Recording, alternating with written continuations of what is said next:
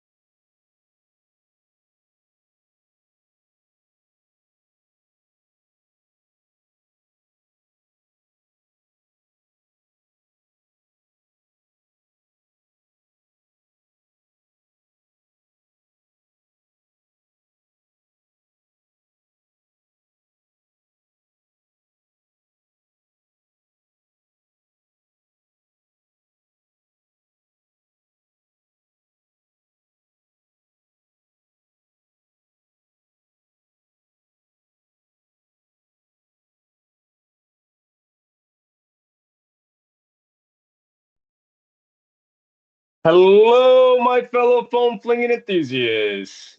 My name is Andrew, aka Dart Sweep, and welcome to another fun-filled foam flinging episode of the Foam Zone. Welcome, everyone. I appreciate everyone joining us this evening. If this is your very first time joining the Foam Zone, welcome, welcome. The Foam Zone is a live streaming show where we invite guests all throughout the hobby, whether they be players, club admins, designers, event organizers, or anyone that has any kind of passion for foam flinging. We like to invite them on here on the show and talk shop. So if that is something you are interested in, please reach out to us. We would love to have you.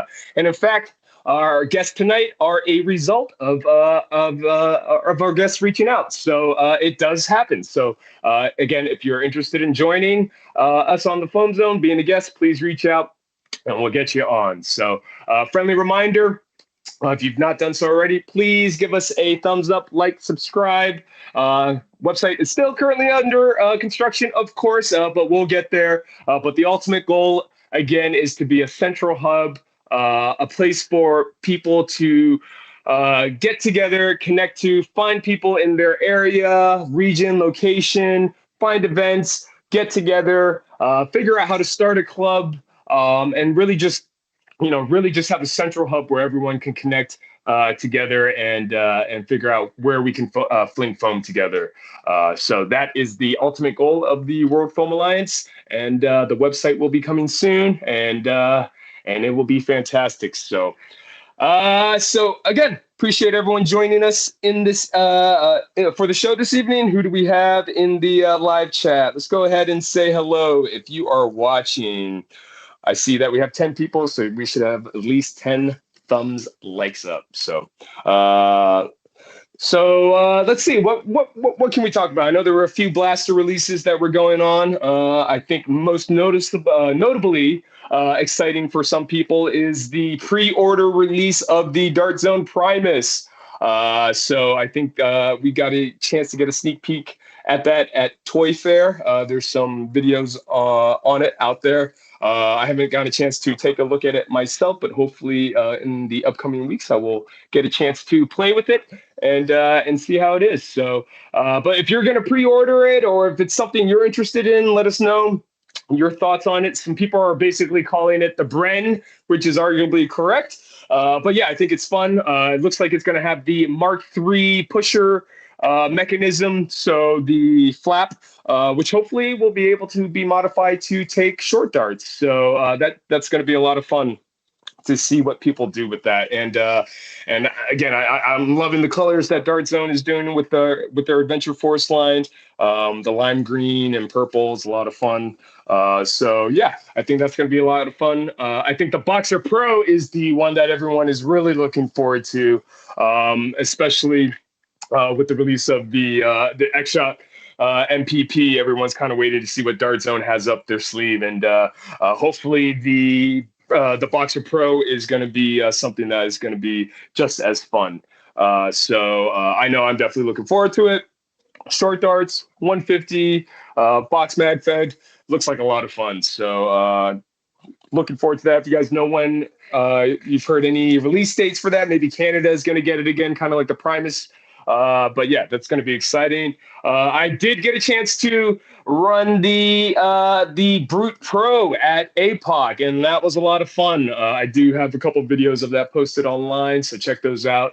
But yeah, it's essentially a Mark 2.2 that takes Venom mags, Nightingale mags. So a lot of fun. Chronographs was getting anywhere from 140, 150. I shot a high of like 170 at one point. So pretty crazy just for a pump action Springer. And again, kind of a nice upgrade from the Dart Zone Mark 2.1. So you're going to end up dual wielding that. And I think, for $25 is what the retail price is going for 150 FPS.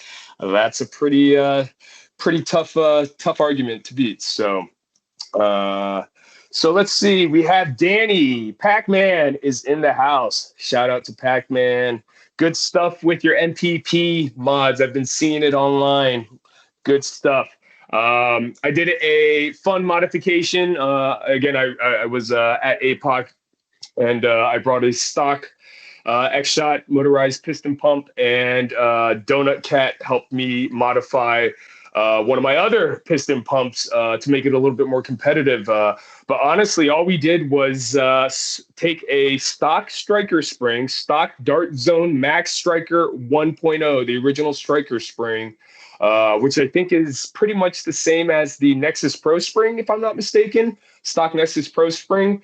and just did a straight swap out. There's a little knob on the back of the piston pump. You just turn that. You might need a key or something, a little tool that pops right off, and you just do the spring swap right then. And I was getting 190 to 200.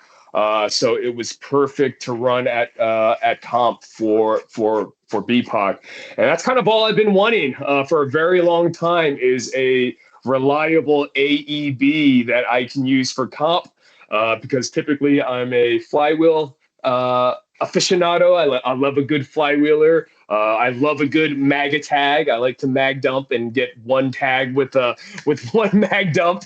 So obviously the accuracy leaves a little to be desired, which you ultimately arguably get when using a Springer. But when you merge the two, essentially you get an AEB and you get that accuracy and somewhat rate of fire with the AEB. But every time I would bring an AEB onto the comp field, it would work for a little bit. The 76 was actually pretty good, the Colonel Wasp 76. But, eventually I would get it on the field and it would jam up or have some kind of blaster malfunction. And, you never want that during the heat of battle, especially during comp. The inverted scales was pretty good, but, arguably on a warm day, some club darts may not be the best choice. The BKs were working pretty good, but they're proprietary mags and again, kind of a little picky with soft darts. Depending where you are in temperature, the BK has been pretty good. I always thought if they married the BKs and the inverted scales, that would almost kind of be the perfect one. And ultimately, the X-Shot MPP is kind of that, and for a very reasonable price. So, so that was a lot of fun to run. I also ran the Spirit. And of course, if you guys know the Spirit, files are online, Wonder Boy.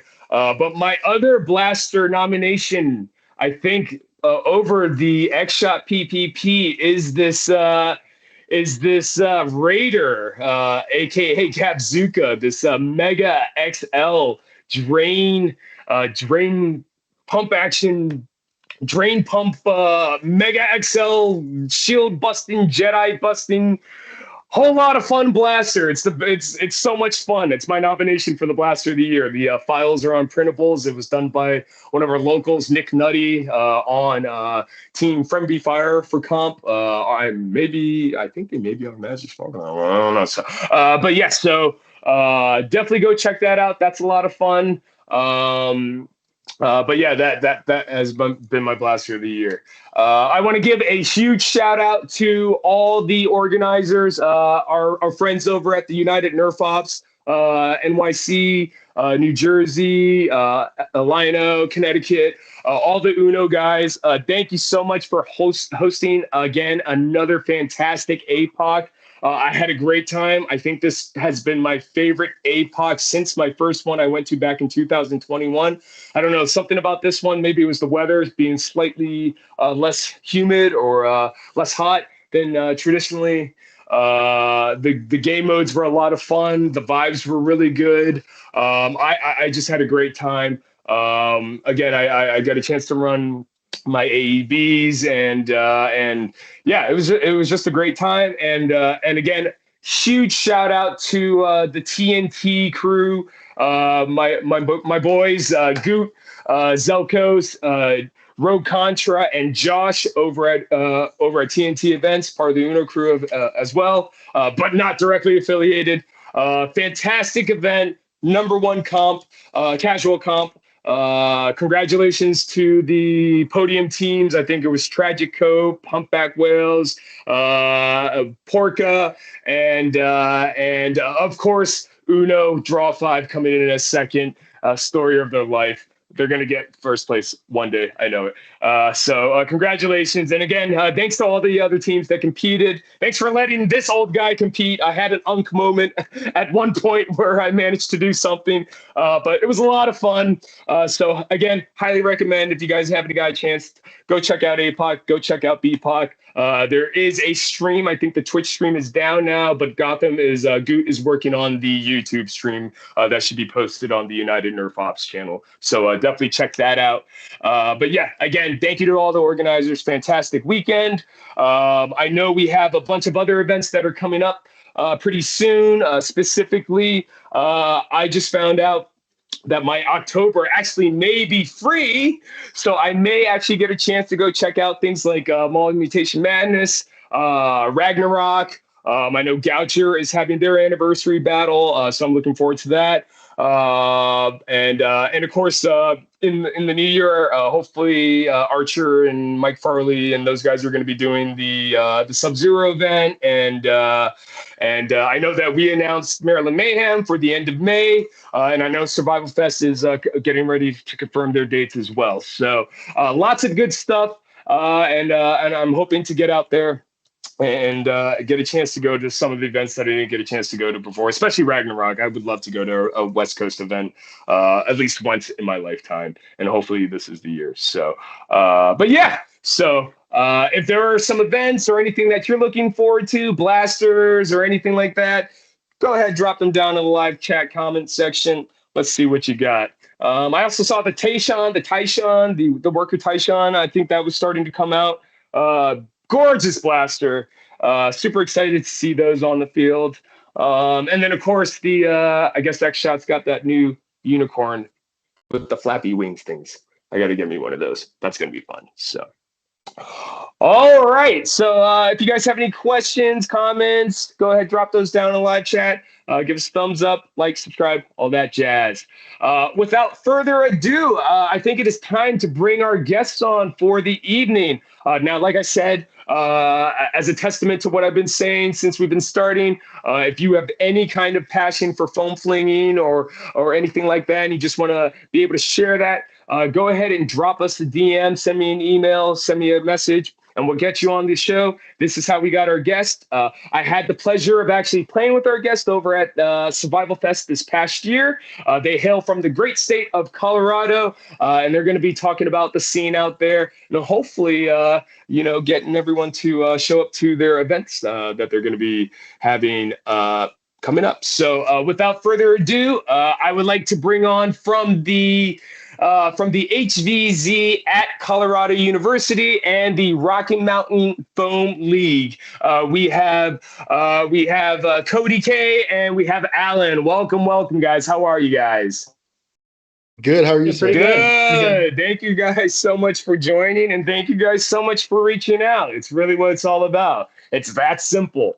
All you got to do is just do a little outreach. That's all it takes, right? I will say we have to thank Yes. Alan for that. Alan was really good. Yeah, absolutely. No, I think Alan reached out maybe a month or two ago. So this has been in the works for quite some time. It just takes that time.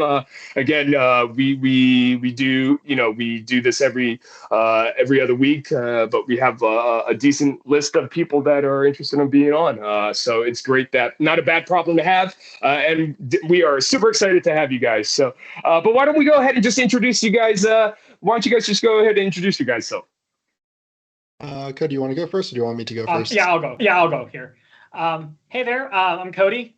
I've been in the hobby for around 8 years. I kind of started off doing like little foam battles in the house. I think we had like 3 strong arms somewhere in our basement, and one rainy day, my dad pulled them out. We're like, hey, let's have a Nerf war, and that's kind of where it all started.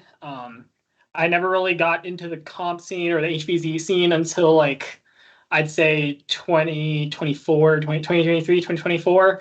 I've not been able to find clubs near me until I got invited to my first player versus player game with Alan. He went with me as well. And then from there, it's just been all downhill. Now that I'm in college, I've been doing all the HVZ moderating, and then also the moderation of the Rocky Mountain Foam League. So yeah. Sure. Excellent. Very cool. Well, welcome, welcome.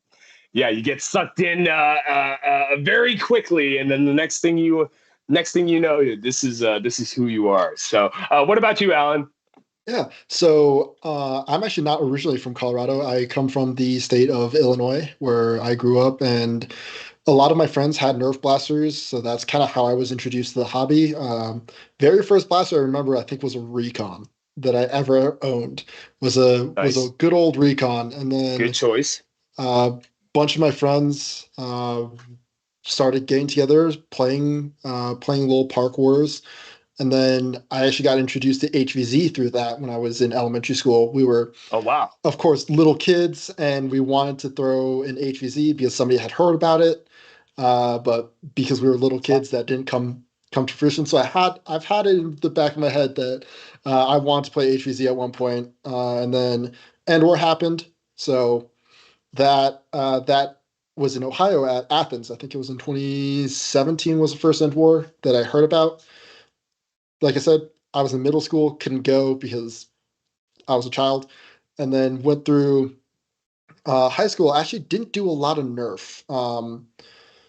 Kind of took a hiatus, started actually getting into airsoft and paintball at that time. Hmm. And then once I moved out here to Colorado, I actually did a college tour at CU and saw a sign that says, "Hey, we're playing Humans versus Zombies." And I went, there's my opportunity. So that's kind of how I got started. And it's all whatever now. So yeah.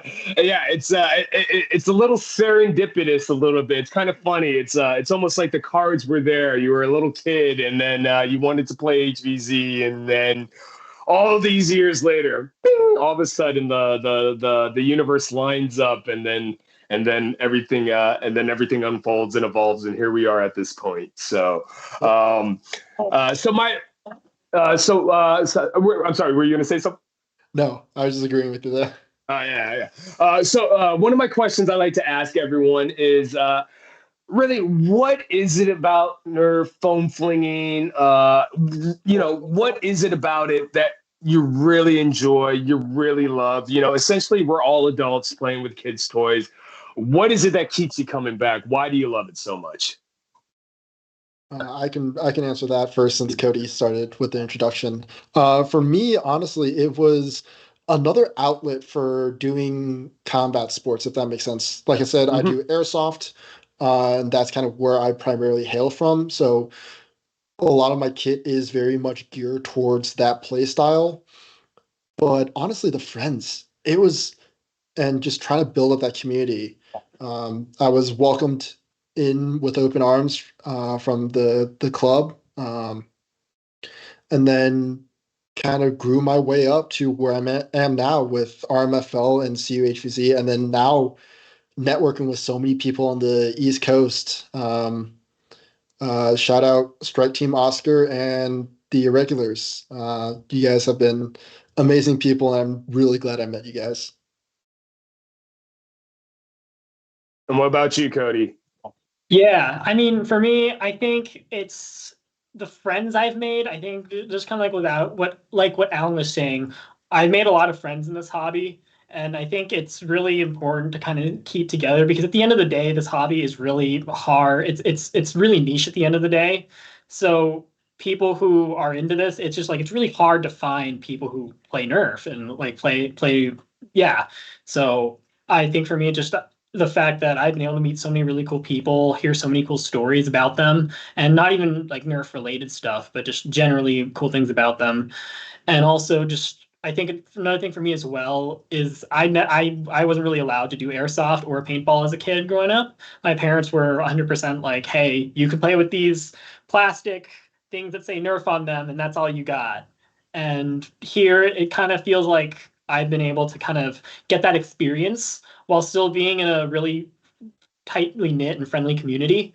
Yeah. Um, and just and also the fact that like in the world, I'm kind of happy that I decided to do Nerf over airsoft because of the fact that we have fun things like the Yeet Hammer, where it's a super cool techno cannon looking thing. You rack it back, you put your shell in, and when you fire your dart and then thing goes flying, sometimes into your forehead.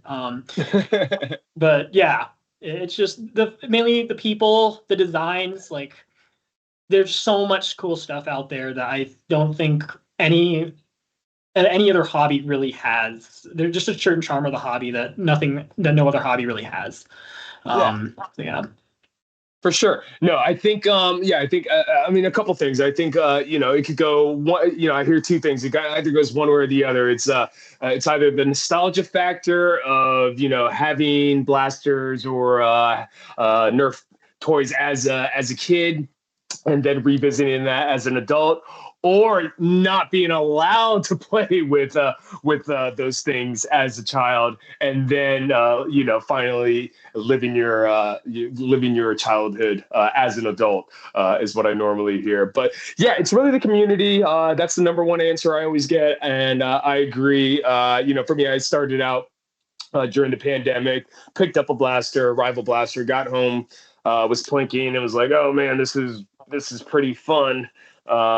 More fun than it probably has any right to be." And then I don't know what it was. I don't think I would have done it any other time in my life. Maybe it was because of COVID or the pandemic that I was looking to socialize or something. But I took the chance and just saw if there was any groups out there that existed, and then I found the Maryland groups.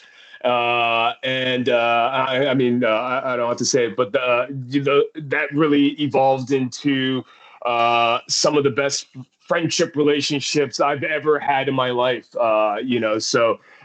These guys, if I was ever going to get married, it would probably all be best men and wedding guests of nothing but foam flingers. It would be crazy. So it really is that kind of community where you find your tribe. There's a lot of LGBTQT, there's a lot of autistic people on the spectrum, but it's all inclusive. Typically, there's not a lot of gatekeeping or too much judgmental judgeness. I like to think, I like to be optimistic, or at least try to keep it that way. And again, that's kind of the separation, I think, when dealing with airsoft and paintball, is really we essentially are embracing the fact that we are adults playing with kids' toys, and there's only so much flexing and only so much coolness that can come along with that. So, Yeah. Relatively speaking, I think it's super cool. So, or in the quotes of the new Superman, punk rock. So, it's very punk rock. So I got no problem with that. So, but yeah. So let's talk about blasters real quick. Again, you kind of mentioned that you had a Recon as your first blaster. Talk about some of the first blasters that you guys got, and kind of the blasters you're using now, or some of your favorite blasters you've had the chance to, or what makes a good blaster and what's fun. Just tell us what you like using these days. What do you guys like to operate with personally?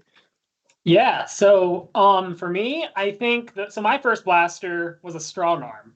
Like I loved my strong arms. We had three of them kicking around the basement somewhere, and it was a lot of fun playing with those.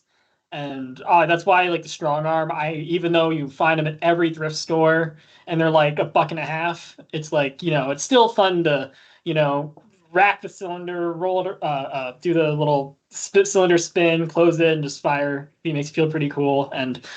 But after a while, it's sort of just like, wow, there's some really cool things in this hobby people have been doing, right? And for me, it was just like I kind of got into like the strife modding. Like I think everyone had that phase where they modified strifes, and there are a lot of people who are still in that phase.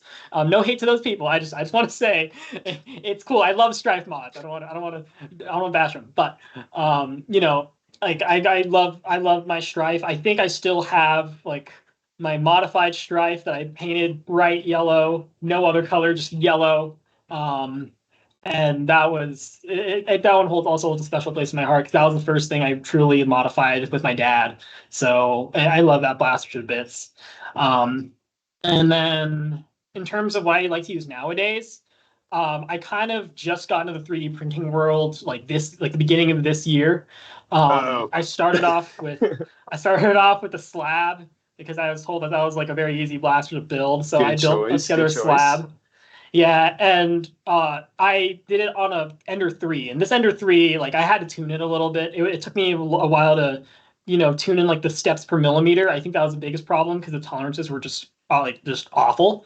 So That's when what I an Ender printed 3 it, Pro is. oh yeah, totally. And like I, printed my slab, made sure all the tolerances were in, made sure the steps per millimeter were accurate, printed the Yep. whole thing, put it together.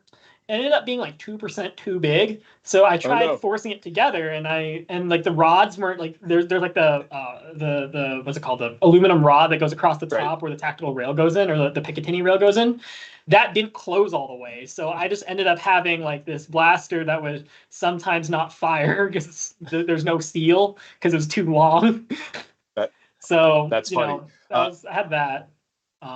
And then Jank is the nowadays, best sometimes, honestly, I'll be honest. So nothing wrong with that. yeah. And then like now I run, now that I have a good printer because I ended up investing for the Centauri Carbon because Nice. there's no way in hell I was gonna buy the bamboo lads for $1,000. So I now run the carbon, and I recently printed I printed another slab, so that was really fun. I had a lot of fun with that one. And then shit. And then a Meowser, the OFD Meowser. That one is also another Nice. really good blaster. But yeah, Very cool. I need the audience to talk me out of purchasing a Bamboo H2, please. Tell me I don't need it or want it, and it's just a gimmick, and I don't need it. Thank you. All right. What about you, Alan?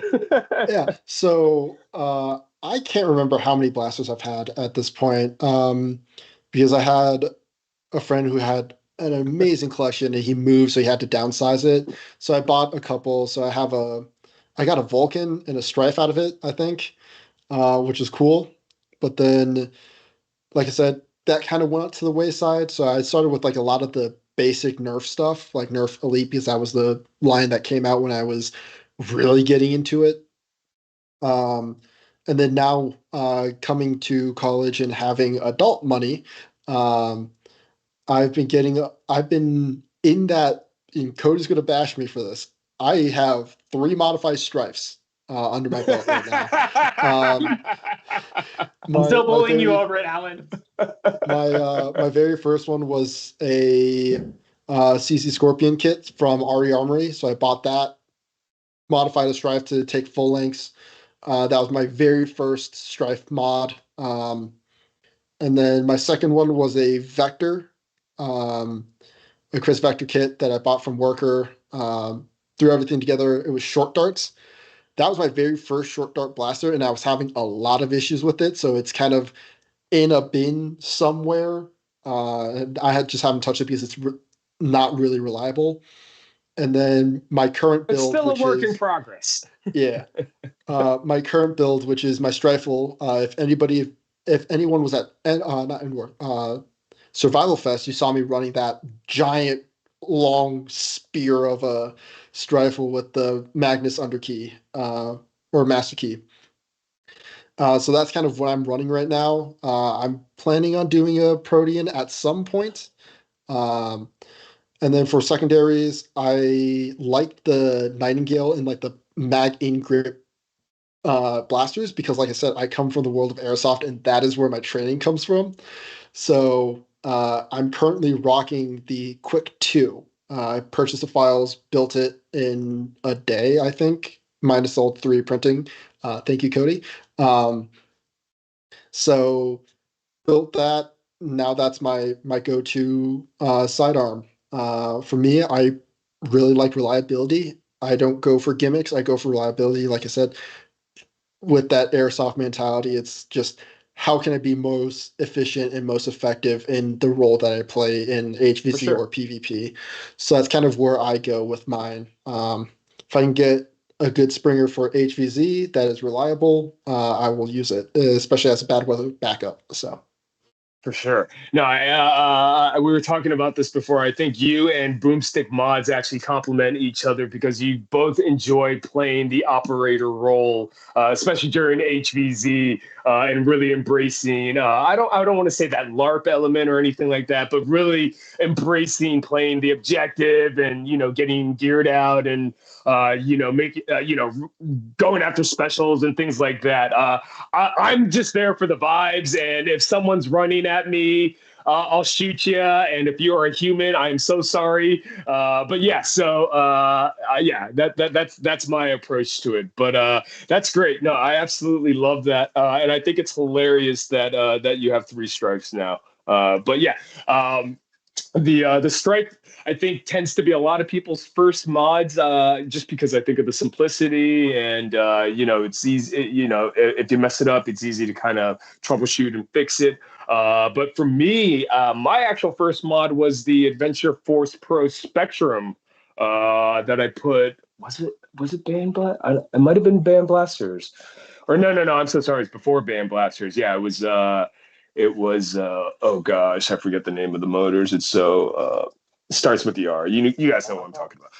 But Romance, anyways, what is it? Roboman.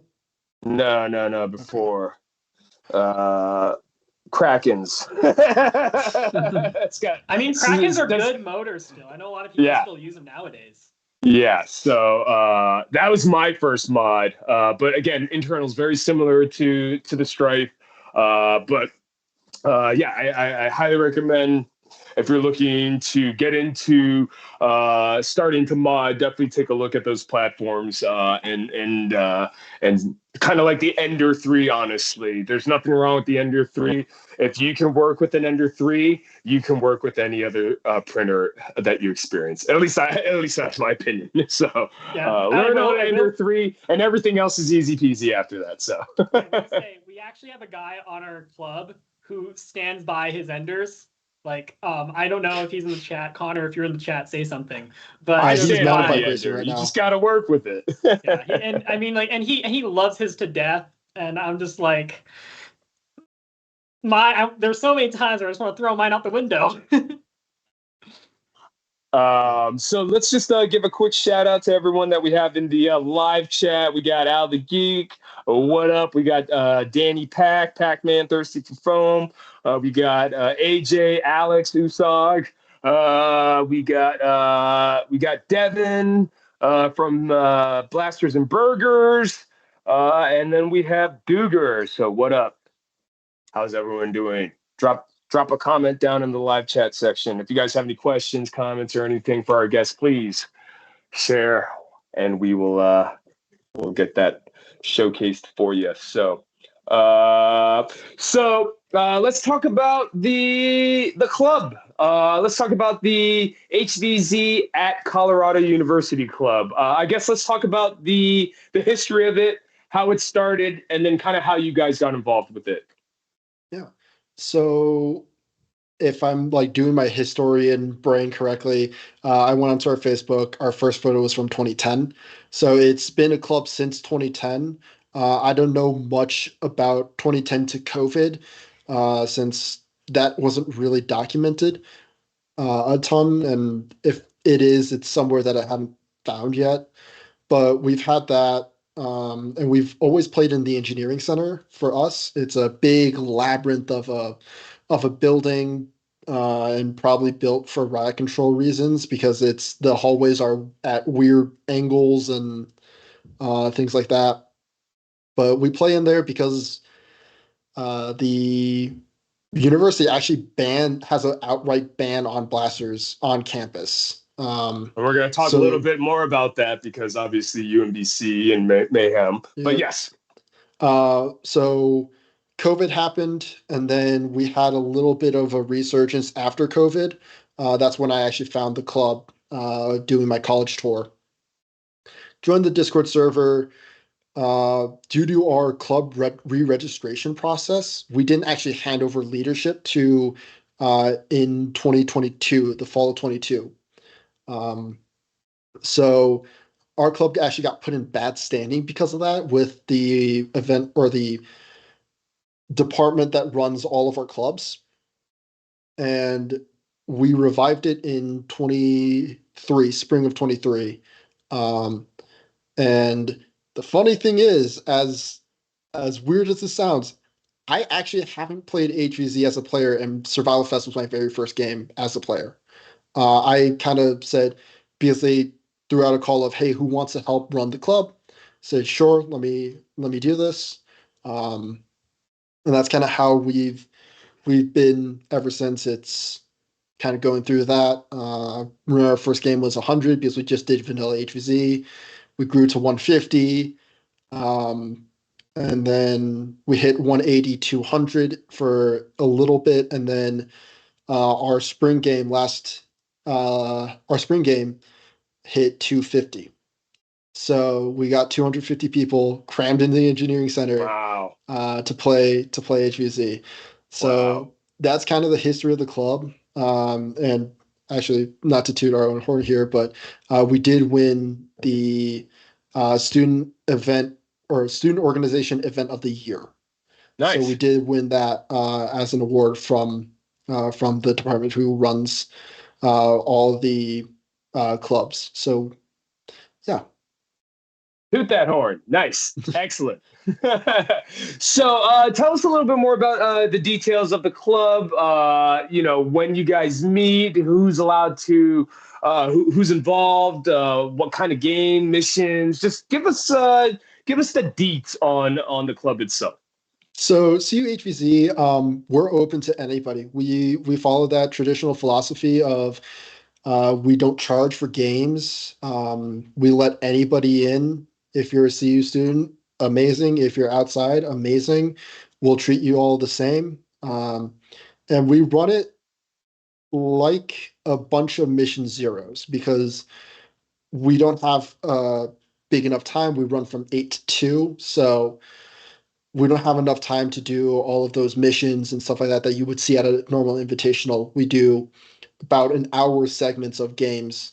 So hour load up, clean up, go for mission 2, and we have objectives.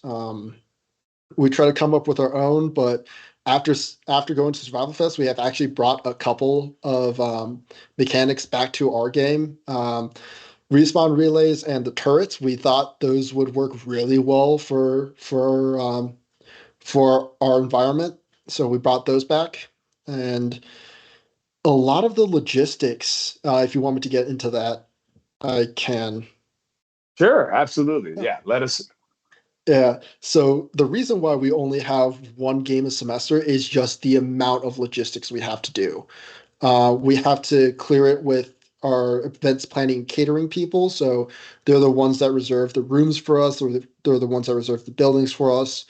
We have to talk to CSI, which is our Center for Student Involvement. Like I said, they're the department that runs all the clubs, to talk to them about risk mitigation and everything. And then because blasters are banned on campus, we have to actually write to our police department to request a weapons waiver for us. And that weapons waiver can take anywhere from a week to a day to a couple months. I've had all manners of timeline. Um, and then once that's done, apply for funding, get our funding stuff approved. Um, and thank you, CSI, for uh, partnering with us so we can run games with you guys, because that partnership is amazing. We get advertising for us, and also helps risk mitigate from Halloween events where, because we're party college, everybody's going to be partying on Halloween, so we're another event that they can draw to have a healthy release, if that makes sense. For sure, absolutely. So essentially, you kind of run it like an invitational, but not exactly like an invitational. Yeah. Yeah. So, and what are I mean, you mentioned it before, but what do you think those main differences are between running an invitational and then kind of running a once a semester kind of not a week long, but Yeah. an event? Yeah. So for us, I think we did like a general hand raise during a lot of our mission or our rules briefing, and it was like 60 to 70% of our players were new. Versus at an invitational, you'll get that invitational crowd where most people have played at least one HVC in their life. So for us, it's we can't do as complex mechanics because people haven't played HVC. So we have to dumb it down a little bit, but in that, then we get to kind of the general, almost the roots of HVZ, of where it started and kind of where it went. We have like the stereotypical specials and everything, but I feel like that is the main difference is the time and also the player base. And you said it before, but how many people typically go attend the event? Um, our biggest cat or our biggest player count was 250. So 250. we got 250. I think about 140 something were CU students, and the rest were outside, which totally fine. We have people coming from Utah, Wyoming to play our games, so it's a big thing in kind of the mountain region.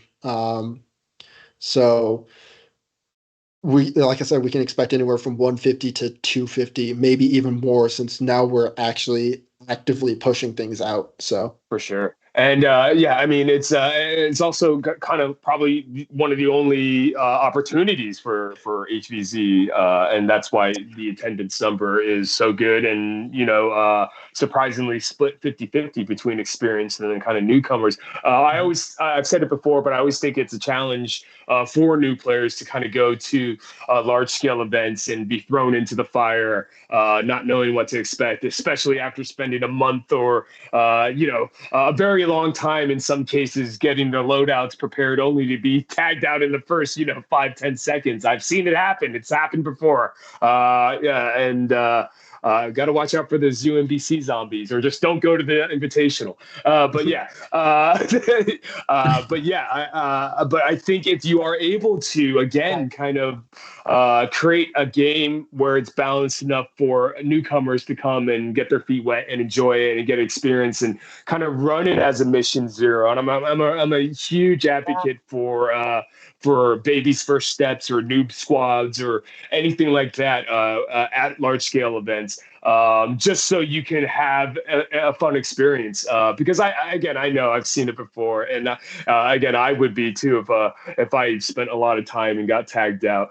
And I've never played before. At this point, I'll just start as a zombie. I want my zombie tags at this point. Not a big deal. So, but yeah, yeah. I think that's great. I also I also do want to note that CU, I actually personally saw a lot of this, that the new players weren't understanding how to play HVC. So we actually have a little new player workshop that we run to say, here's how to clear a corner, here's how you talk to people, like here's how you do objectives, here how you think, not just for humans, but for zombies. We actually have Yeah.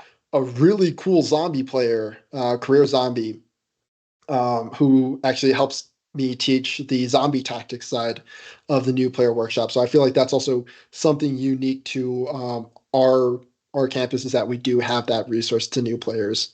Yeah, absolutely. And I know AJ, I think, is watching Alex Usog, but him and his daughter showed up to Survival Fest not last year, but the year before that, the first one when we were at Penn State. And we did the rival group, which was essentially Baby's First Step, the noob group or whatever.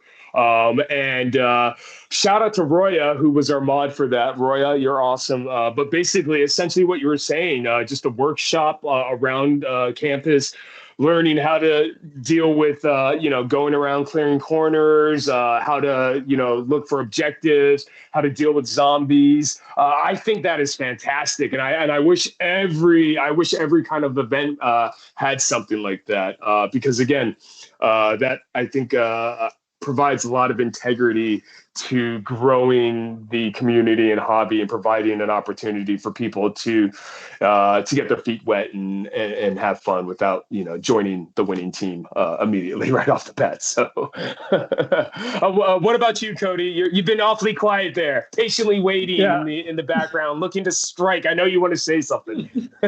Yeah, I'm just a little, I'm just on my haunches a little bit.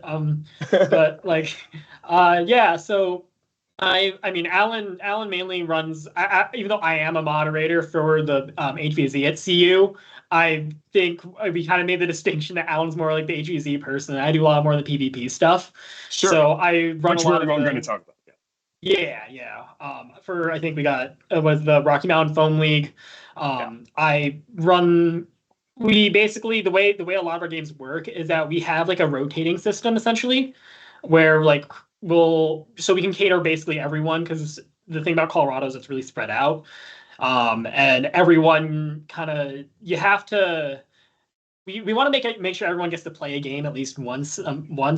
So we basically rotate between like northern Colorado, uh, or sorry, we rotate between Boulder here, and then we go down to Colorado Springs, then we go to Elizabeth, which is like this really nice sort of nature area that we are allowed to have our Nerf wars in. It's really just out in the boonies, and it's a lot of fun playing over there because the trees are really low. You don't even need like cover, because you can just like it really feels like you're playing in like a Call of Duty map or something sometimes. So, Very cool. and then of course Denver. A lot of our members come from Denver, so we do a lot of games down there as well.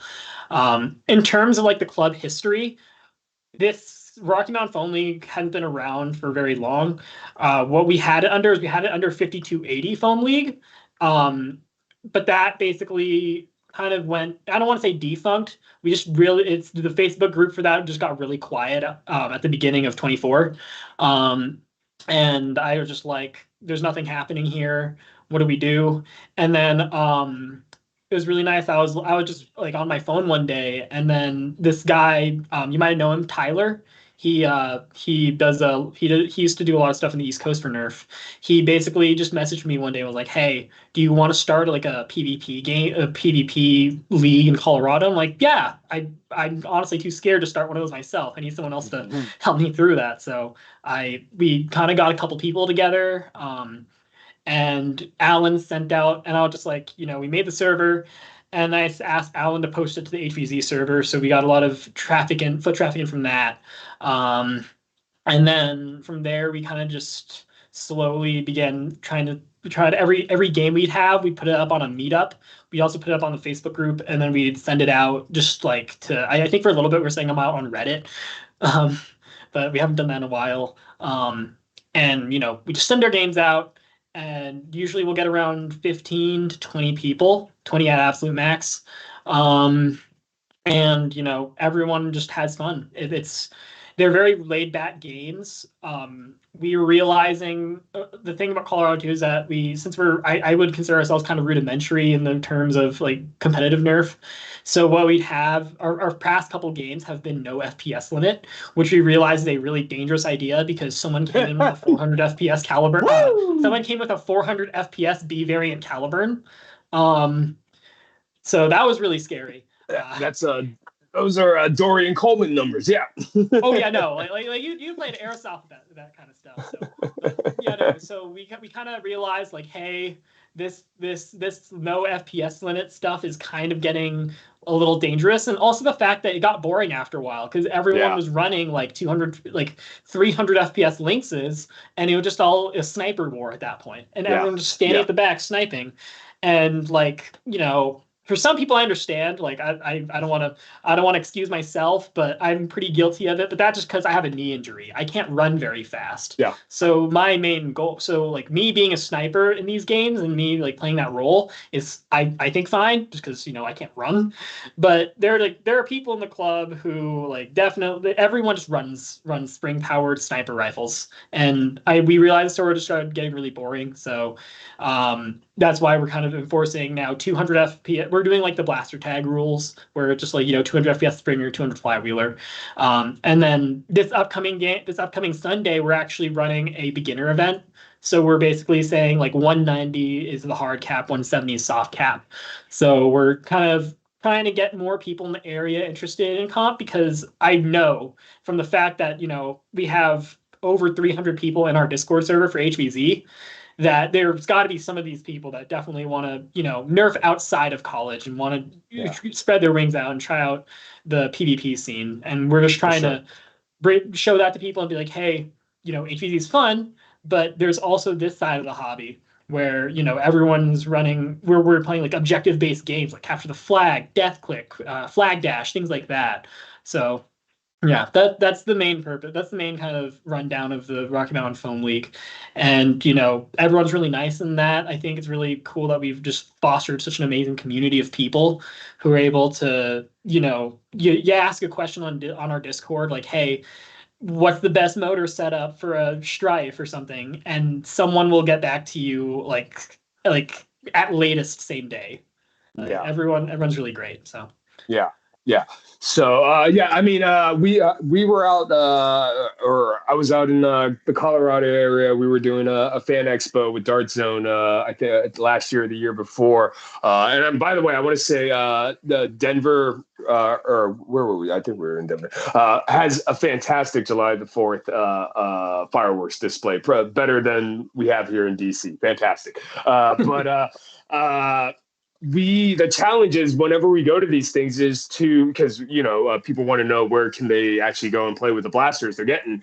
I think we were struggling to figure out where to send people when we were at Denver. I think we made up something like the Rocky Boulder Nerf Club or something like that. But I think at some point someone had mentioned that you guys had existed, and we started referring people over to the Rocky Mountain Foam League over there. So hopefully that has resulted into to some attendance numbers. But what are the age groups? What kind of numbers? And again, I think one thing is as far as growing a club and getting people introduced to PvP is accessibility, and allowing, again, you show up to these events and people are kind of running these 250 300 FPS, very intimidating. I know when I showed up to my first event, I showed up with a rival Percy's and thought I was gonna be the best and just destroy everyone. Little did I know something called a caliber and the Dart Zone Mark Point 1.2 or 1.1 was a thing, and I got no tags whatsoever, and my ego was crushed that day. And here I am now, still alive. But yeah, that's the thing, is accessibility. People bringing stuff that they can get off the store shelf, showing up to an event, whether if it's HVZ, or in my case, I showed up to be PvP. They didn't know HVZ existed, and then found out about it. Showed up to that, and I was like, oh my gosh, this is just a whole nother side of the game I had no idea about.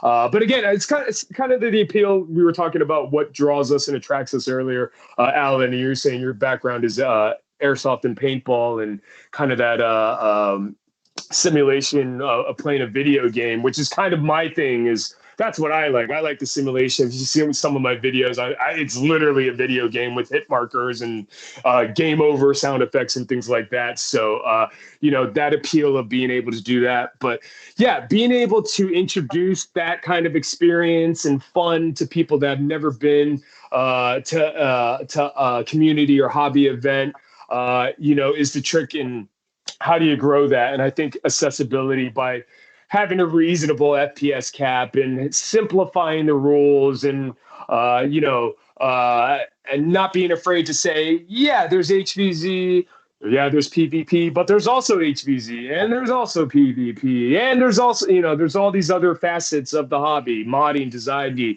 3D printing, manufacturing, even just artwork, logos. There's so many things in this niche hobby that once you're introduced to it, just by showing up to one of these events, the rabbit hole is deep, and it can evolve and consume you very quickly, as we all three of us are very well aware. So, what are the age groups, and what are some other things people should know about for the group?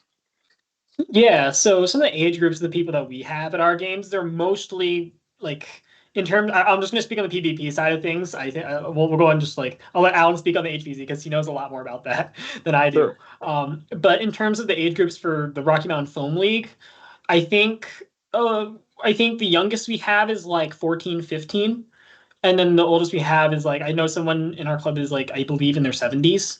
Nice. So we have a pretty good range of people. Most of us, in terms of like college students, I think like maybe four of us that are just in college and do this outside.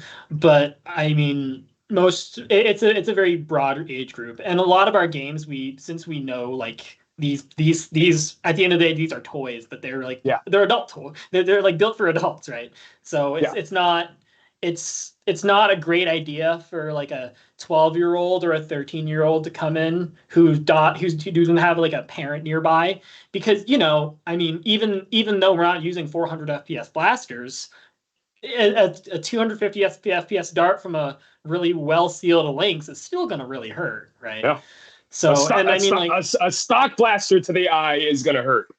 oh yeah, exactly. And like, I remember one of our events, we did it down in Colorado Springs as an indoor game, and we forgot to put the age requirement there. Oh, Um, no. and people came in with their kids, we're talking like 10 to 12, or like, yeah, like 10 to 12 years old, and that was a really hard game to play because just like, you know, the only people we were allowed to fire at are us, and like we had to make rules like, hey, do not shoot the children. They have hammer shots and they have recons. That's all they have. Yeah. And I'm pretty sure, you know, 250 FPS darts not going to feel great. Yeah. So yeah, Yeah. so that's why we also sort of just like put the age everywhere, make sure there's no Yep. children. Yeah. And, you know, we have different age groups for our Maryland groups. Maryland Nerf Herders and DMV Nerfers is ages 12 and up. But Southern Maryland is ages 7 and up, because I think that's when you can legally on the box can start playing with blasters. Maybe the junior ones are 6, 5 and up. I'm not sure. Cue up a video. Okay. I believe you. But yeah, so I forgot what we were talking about, but what were we talking about? Age groups. Age groups, that's right. Age groups, yeah. Southern Maryland is ages 7 up, and we have to run it completely differently than we would our other groups, just because we have to simplify the game types. Kids don't always, you know, take their hits or have a bad habit of pulling their eye pro down for whatever reason, and you got to remind them. But yes, so definitely different dynamics running a younger age group. It can be done, not saying that it can't be, but if you're not prepared for it, you're definitely in for a surprise. So, but my question is, because there doesn't seem to be a lot of options there, you seem to be able to get pretty decent attendance, and even the PvP having 20 just for relatively starting out is fantastic. What can you recommend to others to get the word out? And again, because we're so fragmented, we're on Facebook, we're on Discord, Reddit, but you guys seem to manage to be able to get invitational numbers to the HVZ and regular PvP attendance numbers. What are some recommendations and tips that you can give people that may be looking to do the same? Yeah, so on the HVZ side, because since we've been growing really rapidly, for me, start off with a small player base. Start off with a small player base and then make sure they have fun. Because the second they have fun, they're going to say, "Hey, I went to this event." They're going to tell to their friends, and those friends are going to come, and then they're going to tell their friends. So really, word of mouth and building a loyal player base that they just have fun at, right? Um, that's kind of how we've been doing it at HVZ. And more recently, we've started actually postering. So we have posters made about our event October 31st from 8 p.m. to 2 a.m. For those people watching who are interested in coming out to play the HVZ here. So we started postering, and then now, because we're working with CSI, we're actually getting it on like the electronic postering. So we have TVs and stuff like that around campus that we're on now. Very cool. And honestly, that's kind of been the biggest thing. Now we're at the club fairs, so we can actually start talking to actual people face to face and say, "Hey, this is a cool hobby. Let's play some HVZ in the engineering center in a one of a kind of location," because I don't think many HVZs play indoors except Mall Mutation. Right. Yeah, no, I think that's great advice. I would like to see more clubs actually do more promotional work on campus and doing things like banners and, you know, getting on the multi screens that they have at the stadiums and everything. That sounds really cool, and definitely something I think people should take a look at, is really kind of working with the infrastructure of the venue that you have. And again, it's I did a podcast with Dart Jam, Boomstick Mod, Spadoni, and Nathani, who were talking about venues. It's really about leverage and kind of what you can offer, and what's good for the club can also be good for the venue. So that's great. What about things like, again, like you said, you get people from Utah and out of state to come to these. How do you manage to do that to accomplish that? So a lot of networking. For us, I'm not so sure why we got people from Utah. I didn't actually ask them how they heard about our event, but I think it's a lot of networking, talking to people who have friends outside of the state. Um, there's a reason why we go to Survival Fest and talk to every single player there because we're not well known. Like people said, "Hey, I didn't even know there was a HVZ in Colorado." Even though there's technically two here, one in Mines, one at CU. Um, so it's just networking, talking to those people and saying, "Hey, if you ever out here, come on down, play some HVZ." So I feel like I said, just networking, just having people skills to build up the club. Also, having videos just on the internet, and feel free to queue up the blooper from one of our PvP games of me absolutely slipping and falling, breaking my blaster because this is online. This is online, so you'll see me slip here and break a That's barrier. heartbreaking. Yeah. Um, Got to so get the cartoon whoop whoop whoop yeah. sound effect to go So along. We were laughing our asses off during yeah, It's but the like casualties of stuff war like sometimes. yeah, stuff like that. To just get it out there that hey, we do have these events. They're fun, uh, and stuff like that. So I feel like that's kind of one of the best ways to promote and advertise that you have a club. And yeah, Yeah, absolutely. I 100% agree. As someone that spams a lot of content, I think it's important if you want people to recognize and to come to your events. It doesn't hurt to throw out some videos, get a website going, create a Facebook group, create a Discord, and create some media content so there's actual tangible physical references that people can see and experience, and then decide if they want to and go to. Because again, like if you see people running around with kids' toys and what is that? Is that 3D printed? Oh, they're falling around, and those are the adults having. Yeah, those are people I want to hang out with.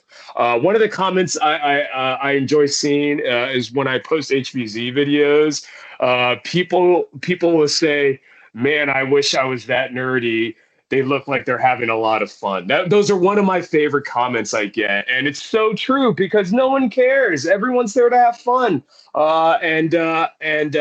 You know, the more people you can share that with, the better. And again, I think that again is kind of what makes our hobby niche community really unique is that camaraderie and the passion to just kind of goof off and not take things so seriously. But at the same time, if you want to play comp, there's an opportunity too, or you just want to have a casual backyard blaster battle. You got your PvP groups as well. So, but yeah, what about you, Cody? What kind of efforts do you do to get the word out for the PvP side?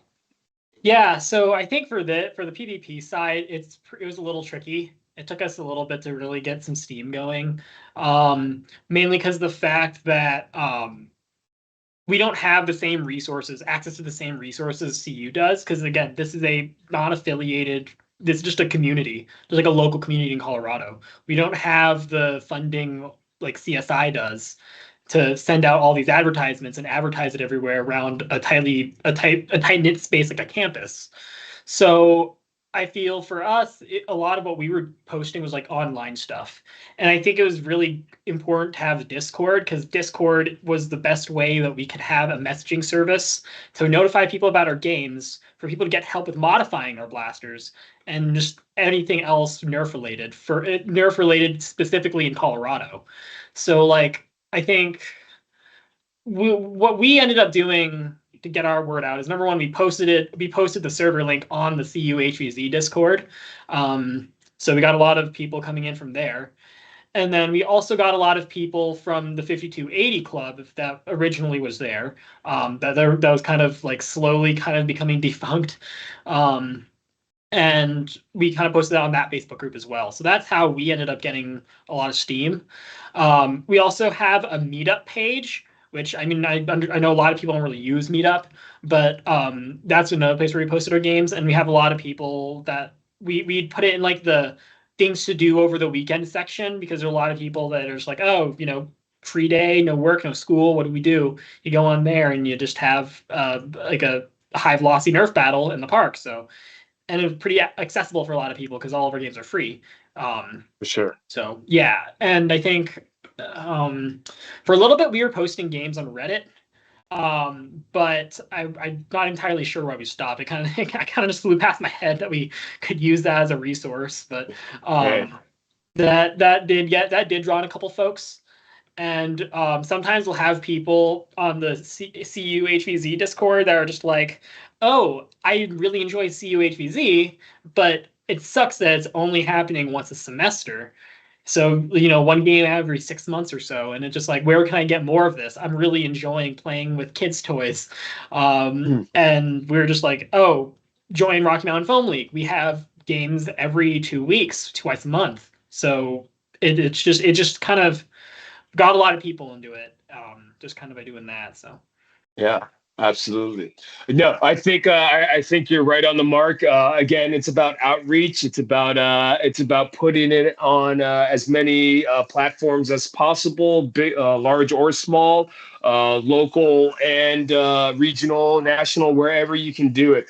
Whatever you can. If you want those attendance numbers, it's really conducive to just get it out there. The worst thing that can happen is that your numbers are the exact same. So yeah, just got to go ahead and put it out there.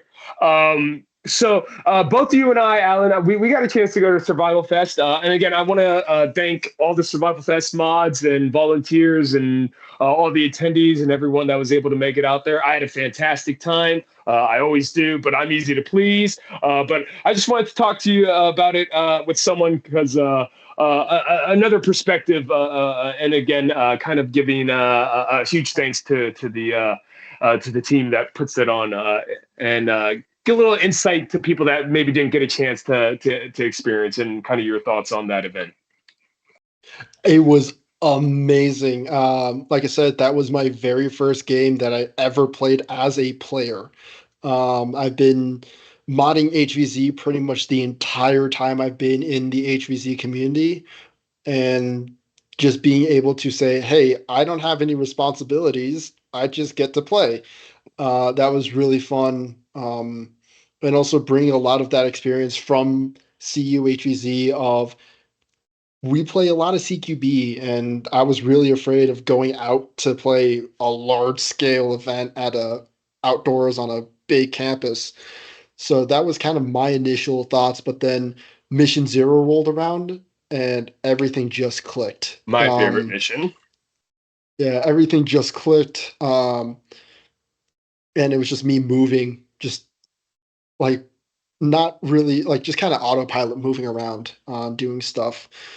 But I actually had the misfortune of pushing myself a little too hard, mission one, and actually had to sit out mission two because uh, Cody and Owen, the former president for CU, we went out to go get breakfast, came back, we squatted up with babies, went down, went back to the briefing room, and then got told, hey, there's an objective that hasn't been completed yet, and there's also humans on that objective that need help. So we decided to go there, make it probably about 100 meters out off the briefing room, and they'd immediately get pushed back. Yep. I had eaten half a breakfast sandwich and I was sprinting full speed. That was not fun. So I didn't feel great after that. So then sat out mission 2 to see if my body would recover, and it partially did. It also didn't help that I barely drank any water or had like snacks throughout the day because CUHVZ we run for 6 hours, and it's easy enough to get snacks and water and stuff like that because we're indoors. Um, but outdoors, it's a little bit harder to do that. So didn't do that. Mission 3 made it probably to a little less than halfway through the mission before my body says I need all of my gear off. Like we had a medical hold, and then that's when my body started like, oh, you're not feeling great. Just get everything off. So that was the end of my mission 3. Was just having medical issues for that. Mission 4, I actually didn't participate in because my body was still trying to recover from mission 3 and the day before. I did make final stand. I woke up in time for that, so geared up, went to briefing, did everything. I know Cody can talk a little more about mission 4 because he was there for that. But final stand was really fun.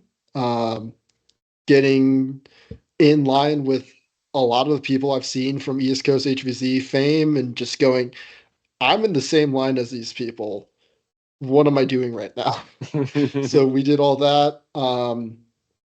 I got tagged early on, but then there was a tag reversal because I was like, hey, cool, I'm a zombie now. Let me go play zombie. And then I went up. The player that tagged me said, hey, no, I got hit by a dart like right before. I had a pool noodle. That's why you felt it. So walked back, banded back up, put all my gear on, and then did a mad sprint down Sergeant Hall. I don't know if you heard or saw a bunch of people start yelling after they started chanting all of us. That was me. um, so that was a fun time. Amazing time at Survival Fest. Love the mods. A lot of them are teammates of mine from irregulars. So that was really cool to experience a big HVC like that, and definitely going again. We'll see if we can get university funding to go again to bring more knowledge back to CU because Get the we're school kind to of pay for that. isolated. Bring him. Yeah. And yeah, Cody, what'd you think? Oh, hell yeah. That was such a fun event. I'm really happy I went. I was a little bit on the fence if I wanted to go or not, mainly because of the fact that I have accepted the fact I'm not great at HVZ. That's one of the reasons why I'm a mod at the CU, because it's just like, well, hey, if I get tagged out, I can just go back, take a break, maybe play zombie for like 5 minutes, and then it's back to flipping my slab around like Arnold Schwarzenegger. So, Mhm. but going to that first HVZ, like first HVZ where I'm not modding was a really good experience, and I'm happy that I did it.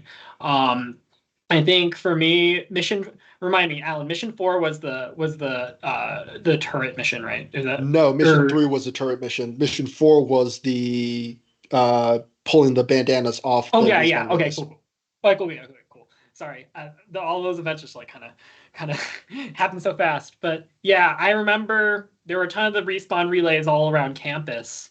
And I ran with the regulars, and they're again all very welcoming people. I mainly did a rear guard just because I was running my slab, so I just felt it'd be really good to make sure that someone could kind of pick off those further away zombies. And I think like I think we worked really well together. I like we moved we stayed the whole squad stayed pretty close together. I didn't really feel like I had to catch up at all. I felt I had to catch up more when Alan was leading for mission 1 because Mission he 0. moves really fast, or sorry, mission 0 because Alan moves really fast.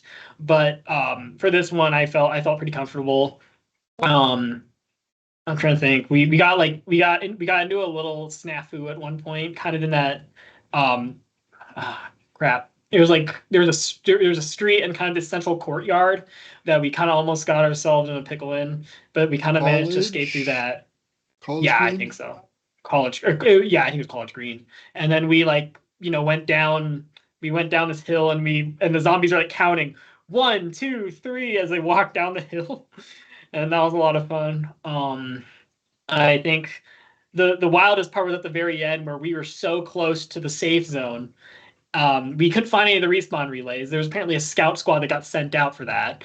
I'm not exactly sure what happened to them. But they were, fast moving squad. They were just main goal just to remove all the bandanas from the respawn relays.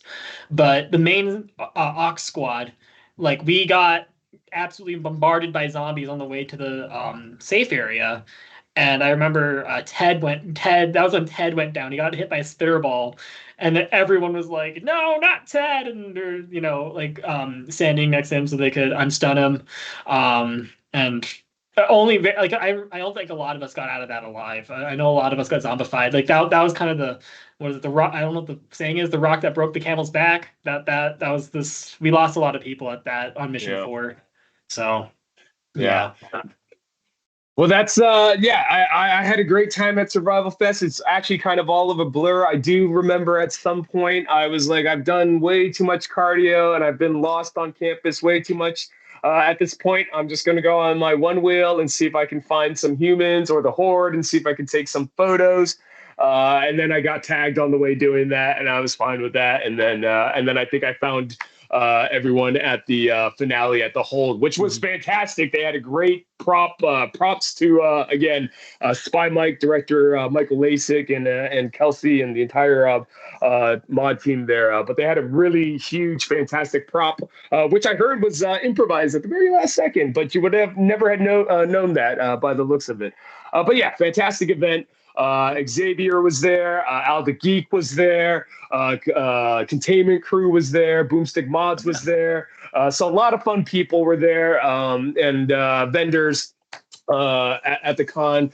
So highly recommend if you guys get a chance to go next year to check out Survival Fest. I think it's going to be very interesting next year with events being scheduled relatively pretty close. May have to pick and choose, or what I say is, and what we're trying to start promoting is that just make it one long event weekend, maybe. So it may be pretty awesome. Actually, may end up working out really well for everyone. We're really excited for it. So, but yes, so stay tuned for more information regarding that. But it's about that time. Let's just go ahead and talk about your October event again. Kind of let's promote that and just give everyone the information regarding that, where they can get where they can register or find out more details about it just in general and what it's called. Yeah. So this year's HVZ is on October 31st in our engineering center from 8 p.m. to 2 a.m.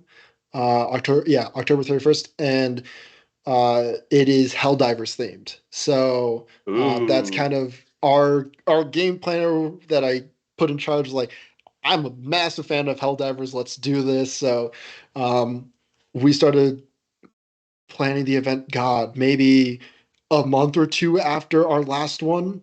So we try to get these events going as quickly as possible because, like I said, logistics. Yeah. But follow us on our Discord because that is the main place we put out announcements and game signups when they go live. So once everything is finalized with the university, we will put out that sign up sheet. And it's going to be a really fun time. We're going to have respawn relays. We're going to have turrets. We're going to have OZs being able to actually do stuff, which is going to be really fun. We have props and stuff like that, which honestly I never thought we would have when I first joined this club. So that's kind of our big event. We do have a small event, but this is geared more towards CU students. It is our press start, which is on September 5th, and CU HVZ is going to be running mini HVZs for that. So like think Z13 style, like 10 to 15 minute quick rounds of HVZ. So those are kind of our two big events, or not big, but like 2 events that we will be doing this semester. Uh, Follow us, like I said, on Discord and our Instagram. It should be hopefully in the description somewhere. Um, and we hope to see you there. We hope to see you in our community. Awesome. And Cody, what about the Rocky Mountain Foam League? Where can people find more information? And again, where can people contact you guys directly if they need to as well? Yeah, for sure. So we have the best way to get in contact with us, truthfully, is through the Discord. I'm sure we have I think we did make an email at one point, but we haven't really been using it because a lot of the people just come to the Discord if they have questions. But I think Andrew, I sent the join link, right? I think I did. Yeah, and if not, we'll get that in our Discord, and we'll add it on to anything that we're missing. We'll get in the description links. So. Oh, word. Okay, cool. But yeah, I mean, yeah, I think the best way to find us is just go onto Disboard and search Rocky Mountain Foam League. That will be there, and we are a public server, so you won't have to do anything weird to get in. I do say we do have a introduction system just so we don't have any bots raiding our servers. So definitely just enter the server, say a little bit about yourself, and then we'll let you in pretty promptly. We're all, I think most of us are on our phones nowadays, so. Excellent. Well, again, I want to thank you guys for reaching out, both of you guys, for reaching out and asking to come on to the Foam Zone. It's been a pleasure to get a chance to talk to you guys about what's going out on the Colorado side of scene as far as HVZ and PvP. Again, I recommend everyone to go check out the Discord. We'll get all the links and everything for everyone to check out the clubs. The event is going to be May 31st. If you are available. October 31st. I'm sorry, October. I don't know. October 31st, Halloween fun. I don't even know what day it is. But yes, October 31st. So mark that on your calendar. Throughout the rest of the shows, we'll make sure that we'll give everyone friendly reminders of all the events that are coming up. But Alan, Cody, again, appreciate you guys reaching out. If you guys need any more information, please reach out to them. If you guys want to be on the show, reach out to us here on the Foam Zone. But again, thank you for joining us this evening. Friendly reminder to please remember that you're never alone. Be kind, to love your family,